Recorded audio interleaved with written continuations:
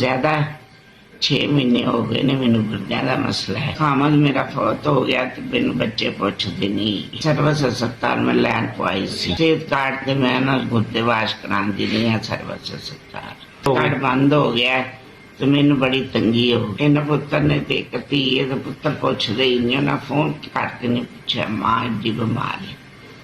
धी कोई कोई वो भी माड़ी है तो उन्हें मैनू रखा है। उन्हें घरों बाहर कढ़ दिता।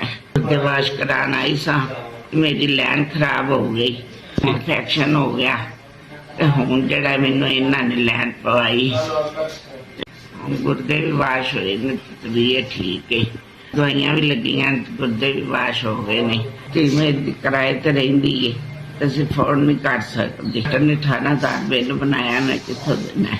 तो पुछदे नहीं, खामद है नहीं, 12 साल हो गए ने मरे नूं। मेरा बिल दे दो, मैं अपने घर जावा। मैं 6 घंटे हो गए ने, जान ही नहीं देंदे पे।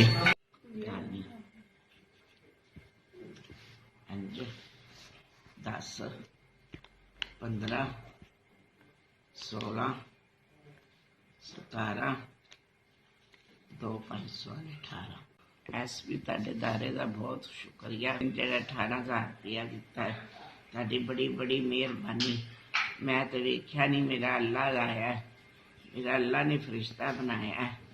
अल्लाह तो जींदा रहे, तंदुरुस्ती होवे, रब तेन बहुता दे, तुहाडे दर ते खैर करे। बड़ी मदद करते चला, किन्ना कु देंदा है जी।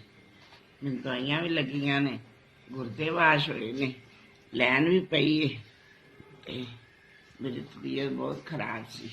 तुहाडी मेहरबानी, शुक्रिया।